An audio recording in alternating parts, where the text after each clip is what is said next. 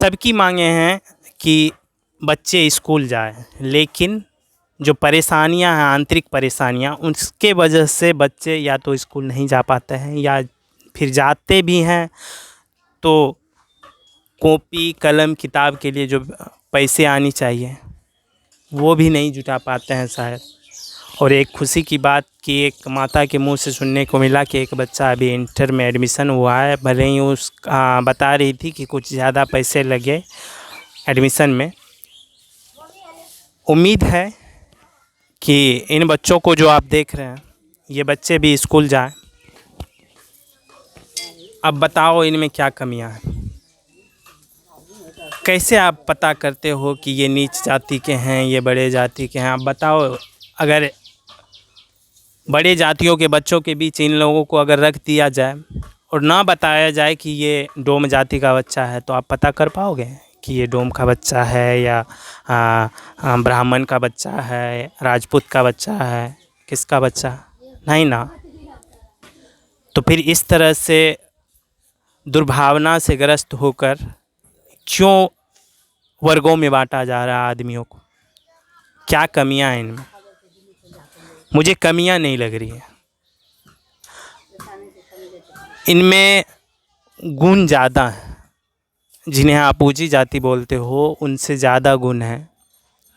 ये अपने से बर्तनों का निर्माण करते हैं, बांस के बने हुए बर्तन, जो छठ में या फिर घरेलू उपयोग में भी लाए जाते हैं। ग्रामीण क्षेत्र में ज़्यादा इन लोगों के बर्तनों का मांग रहता है, मार्केट में शायद थोड़ा कम रहता होगा। क्या बात है? मतलब ये सही है कि? सही बात है सर। ये देख लीजिए, हम लोग बेरोजगार हैं, सारे युवक वैसे पड़े हैं, ना नौकरी ना चाकरी, नगर पालिका कुछ नहीं बन रहा है, ना कोई ध्यान दे रहा है। वोट मांग नहीं, तो मेरा यही कहना था। वो बात तो हो गई, और उस पर और भी आगे बात करेंगे कि आप लोगों के बर्तनों का जो मांग होता है वो गांव में ज़्यादा होता है या शहर में? शहर में भी होता है, ज़्यादा गांव में होता है। मान के चलिए, अब 100 रुपया, पहले 25 रुपया बांस काटते थे, अब 150 रुपया बांस का हो गया है।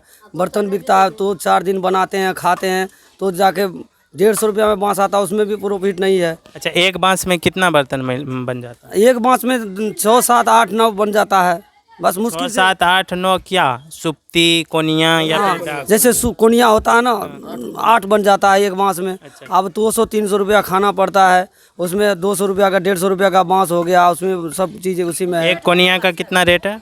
20 रुपया 30 रुपया ऐसे बिक रहा है सर अभी तो। ये परेशानियां हैं, परेशानियों से ही गुजर रहे हैं। और इन लोगों का ये ज़रूरी नहीं है कि बना लिए तो बिक ही जाएंगे। सिर्फ उम्मीद में रहते हैं कि अगर बिक जाएंगे तो घर चलेगा।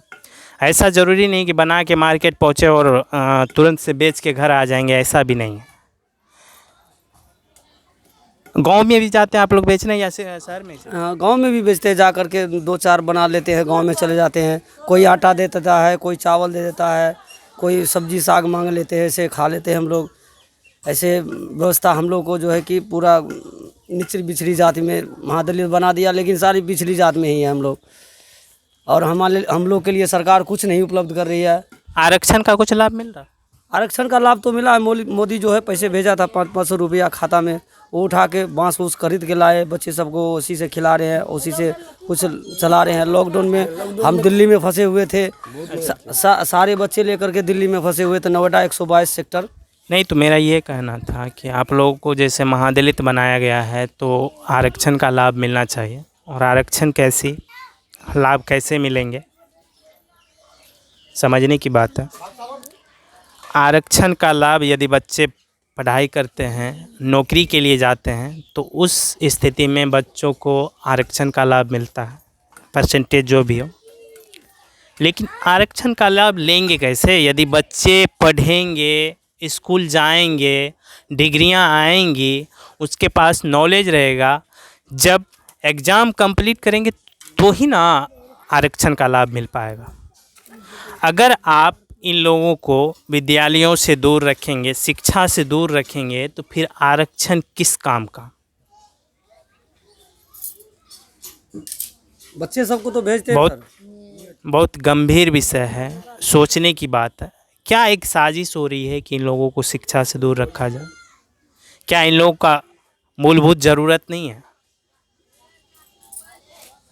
हर किसी की ज़रूरत है। शिक्षा, स्वास्थ्य हर किसी को उपलब्ध होना चाहिए।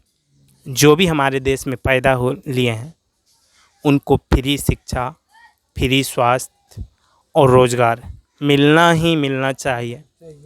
ये हमारी सोच है।